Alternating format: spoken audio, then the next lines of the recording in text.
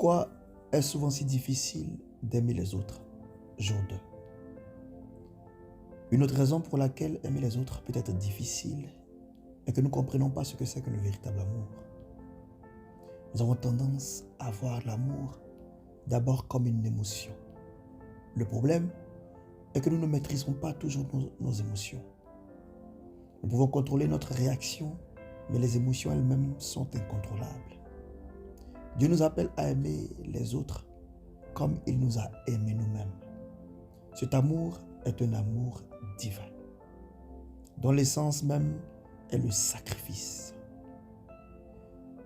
Dieu nous a tellement aimés qu'il nous a aimés d'un amour sacrificiel,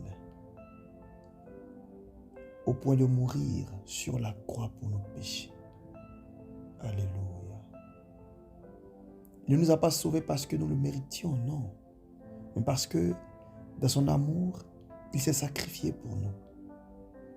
Aimons-nous les autres assez pour nous sacrifier pour eux, même quand ils ne sont pas aimables? Je ne pense pas. C'est pourquoi il est difficile de manifester l'amour divin sans Dieu.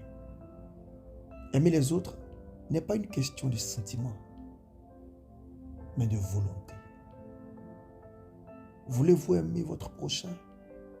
Voulez-vous aimer les autres comme vous vous aimez vous-même? Acceptez Jésus dans votre vie. Et vous verrez que Dieu vous donnera le Saint-Esprit afin de vous conduire dans toute la vérité. C'est à ce moment-là que vous manifesterez l'amour divin. L'amour qui consiste à aimer même ceux qui ne sont pas aimables. Gloire